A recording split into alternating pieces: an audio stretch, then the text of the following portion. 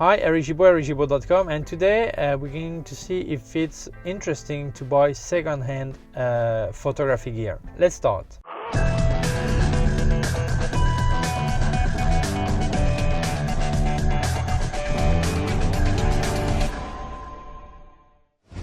Well, very often people ask me, is it worth buying second-hand gear? Is it risky? Is it good? Is it good price-wise, security-wise, all this? I think we're going to see two parts. The first part is the security, safety on the side of the transaction, buying or selling. I'll also give some things about selling, okay, tell some things about selling. And the other part is about the material, the gear itself. Is it in good condition, all this. So, first part, safety. When you buy second-hand, whether it's Craigslist or whatever list online, website for second-hand gear or Facebook group or whatever, always try to know who is selling, why is he selling, the reference, has anyone else bought from this person, is he serious, is he not serious, all this. Also, always try to meet the person in person. Okay, so I like to do the transaction in person. I want to see the gear and give you the money. And in this case, if it's not possible because you're really far away, always tell you have a cousin or a friend that can go and check the gear. If the person is a crook, obviously will say, yeah, but I'm traveling right now. Actually, the camera is in the hand of my brother.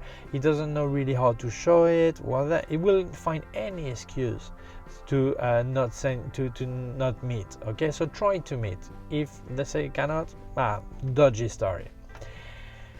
Second, there are people that will be crook but as buyers. That's strange, eh? So this is a part for the seller people. Sometimes people will tell you, okay, I'll buy you this camera or this flash or whatever, and I'll send you the money, and you send me the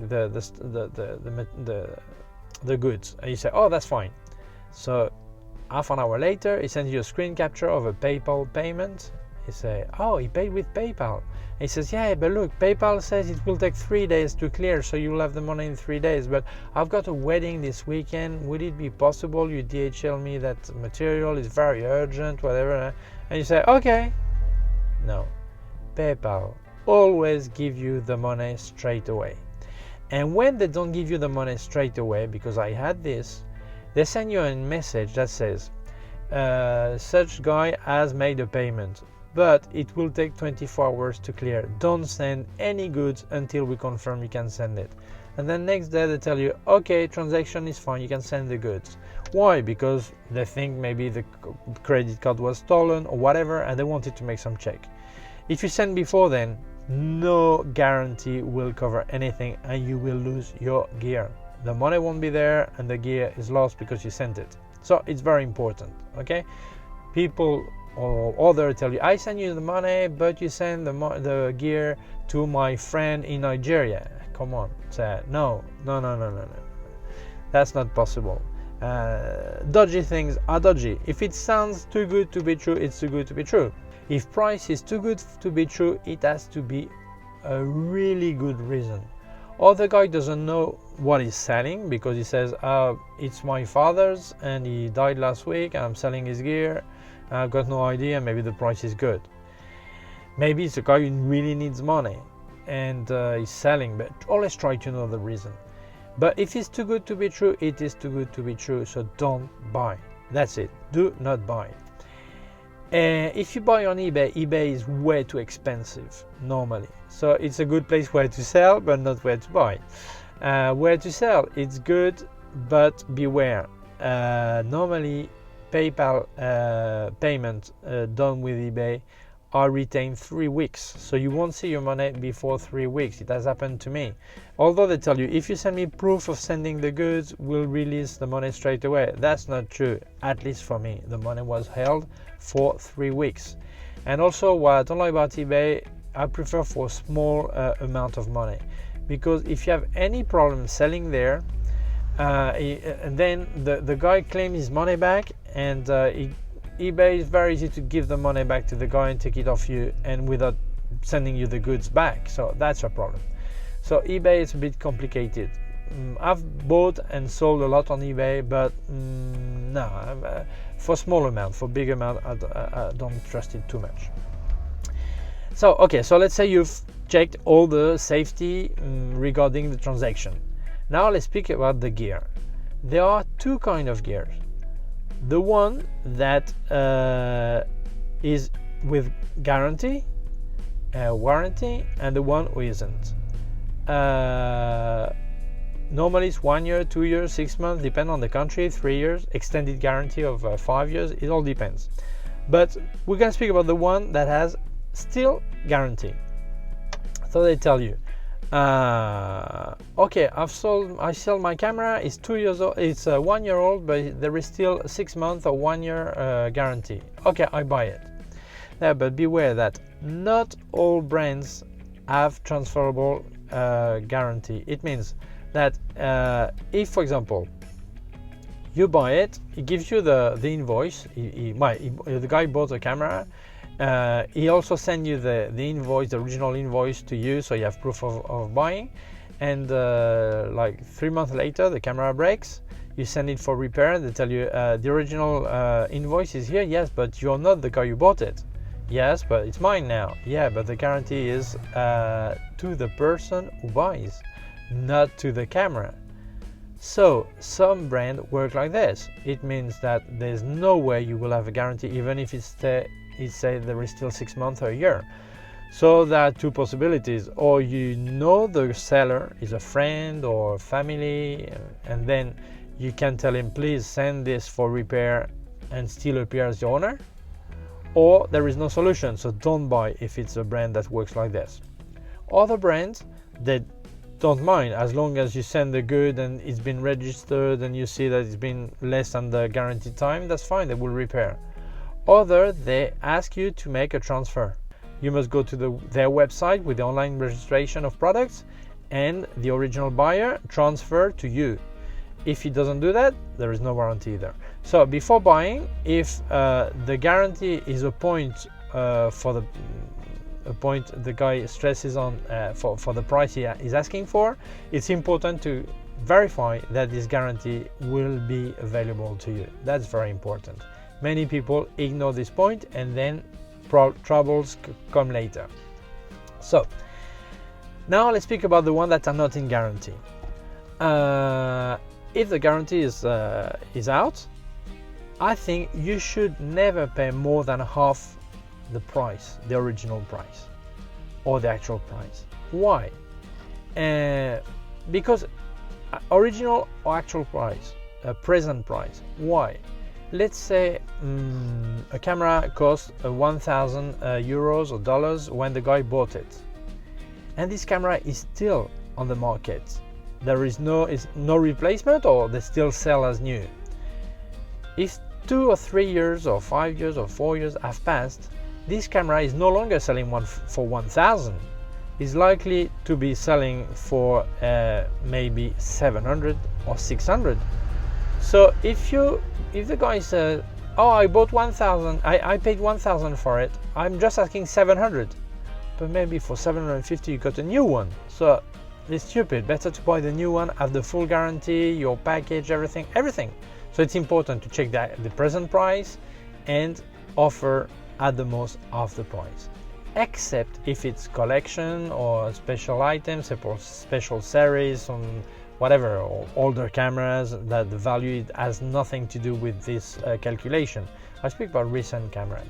And also don't forget that very often they make some special offer, bargain day or no tax day or whatever, and sometimes there's a discount of 30%. So you can actually buy it new on Amazon or wherever, and you get it for the price, or even a price cheaper than what this guy was asking for secondhand. So that's it. For me, it's that simple. My top price for secondhand is maximum half the price the guy paid for it, and sometimes half the price of the current price. It depends. Okay. Sometimes it depends also on the value. If it's a flash unit like a Yongnuo that costs 50 euros and the guy asks for 30 and he lives next door to you, you save time and all this. Okay, I give you 30. If it breaks, no problem. That's it. Okay. But for flash units, for example, I would say even a lot less than 40%, than 50%. Why? Because flash unit, the condenser get damaged. And some people say, yeah, but I almost did not use it. Yeah, but a flash unit, a condenser, even if you don't use it, the condenser loses capacity. It's even, the less you use it, the sooner it will die. So I think it's important that flash unit you really negotiate hard, because especially studio units, even that not use it yet a lot, because they will lose a lot of power because condenser are dying. Then you need a lot of information. If you buy a camera, how many pictures has he made with that camera? You need to know, there are some software to know the amount of pictures, and maybe the count is low, but he's made a lot of video that still use obturation, so you need to know that. And also you need to know the kind of picture he's made, because it's not the same thing someone who is using burst photography, because burst all the time, because it's a lot of action, and at 4,000th of a second or 8,000th of a second, it's not the same thing than a guy who is doing landscape photography, and very often he's doing a 1 second obturation. So the more action it will make with this camera, the more damage it will give to the camera. And the camera may look new, like new, and say mint, and the camera is perfect, but it's been like being really hard on it, so the shutter is likely to be dying soon. But don't forget one thing, very often people say, no, they say shutter actuation maximum expectancy of shutter actuation 100,000 or 200,000, and people think that when you reach this number the camera dies, and that's not the way it is. You can still send the change the shutter, so the shutter curtain, the system, all this can be changed. So actually depends, sometimes it's worth paying a second-hand camera and then get the shutter to be changed. So it's important to have all this information. If you can try the camera, it's always better, or the lens or whatever you buy. If you can try it in hand, it's better. Otherwise, always get some references and always have a backup. I mean, where the guy lives, is it possible to see him again, what happens if it breaks in 2 weeks time, do you give me your personal guarantee? Some country obliged to have 6 month guarantee, other no, even if it's second hand. So other no, it all depends. Try to know all this and get a signed letter that is selling you this material, that is not stolen material, all this. By the way, when you look at the material, it's important that it's boxed. A camera without box loses 20% value, because people want boxes and manual, even if they don't ever use it. So if the camera has no box, if there is no charger, run, it's probably stolen, okay? But if there is everything but the box and the manual, negotiate harder the price, because when you will resell, they will ask you for the box and you will sell it less price. So it's important to negotiate all this, to know all this. When you buy a new camera, keep the box. When you resell it, if you resell it, it will have more value with the box and the manual. Don't keep it in the humid place, because the box will be ruined, and better not to have box than a ruined box, because people will think the camera has been neglected also, okay? So if it's too much space, just unfold it. Well, just fold the box, you open it and you make it flat and put it in a drawer. That's it. So the material, always try to have it in hand, try it, or have someone to do it for you. If it's too far away and you have a friend, a photographer friend that can check the material, look at it. If you look at lenses, check the lens. If it has scratch, mini scratch, dust in there, look at it completely. When you look at a lens, put a backlit lid on the other side and look at it. This is the only way you will. You can take your telephone lid, flashlight, and check in there, and you really see if there are imperfection. Because when you look at the sun like this, very often you won't see anything. It looks clean, but it's not. Okay. Check everything that the material is good. So now let's say the material is good, everything seems fine, the price is right. Is it worth to buy second hand? I'll say yes, it is. Yes, it is. Why? Because very often secondhand you will get for the same price as a basic. For example, you want to buy a basic reflex camera and you have 400 euros. For 400 euros second-hand, you probably have 1 or 2 steps above quality camera 2 years older. But that 2 years older camera probably does more than this basic present camera. You'll say, yeah, but my basic camera I want has 24 megapixel, and that 2 years old one, which is even higher level, but has only 20.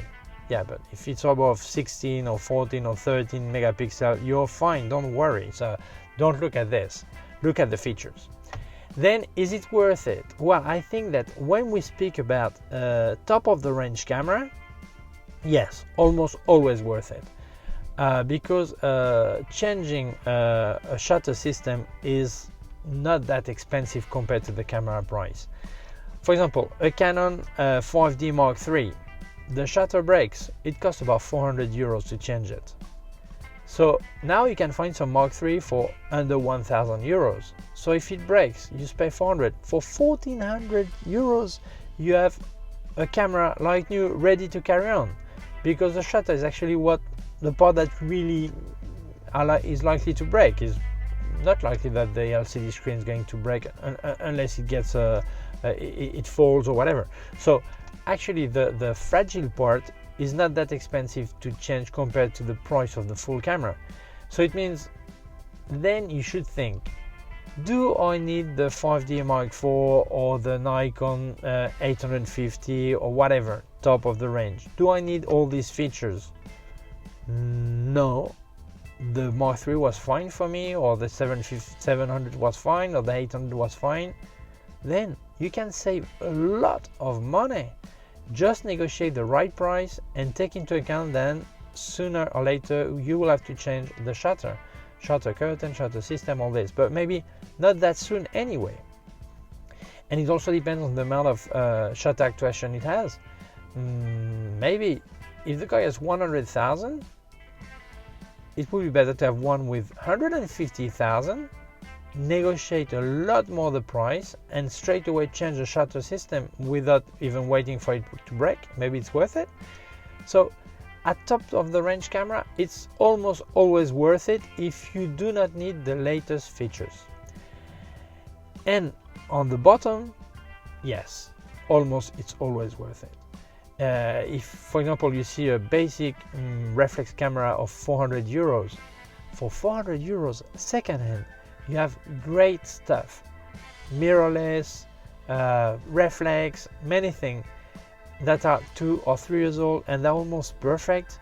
And don't believe they've made so much improvement feature-wise. It's very similar. What I've done most of the time is put higher resolution, extra resolution you don't actually need, because your lenses are basic anyway, or will be basic, and you won't be able to appreciate the difference anyway. And anyway, your picture are made for Facebook or Flickr or Instagram, so no one will see the resolution, the extra resolution. So I think that, except if you really want to buy new because you want the latest, or because it's for a gift and you don't want to give something that is second-hand. But if it's yourself, there are a lot of bargain and great opportunities buying second-hand. So honestly, I've bought many things second-hand. I recommend you always check this option, but always try to know who is selling, why he's selling, and what he has done with this gear. If it's crazy photographer that doesn't take care of his material, then run away.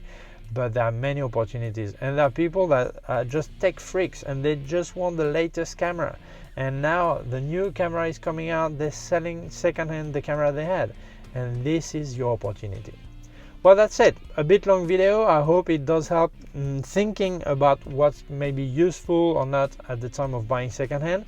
I believe this is something you should always check. If you have not done so, please subscribe to my YouTube channel. There's a small subscribe button, a small bell. If you click on it, you will be notified when I upload a new video. If my website ericsgimbal.com. If you have any question, leave a comment or send me an email to info@ericsgimbal.com. And below I've put some links to other parts of my channel, And also I've put a list of my gear with links to Amazon UK and Amazon US, so if you buy anything of this list, it gives me a small commission. It costs you the same, but it gives me a hand. Thank you very much. Bye.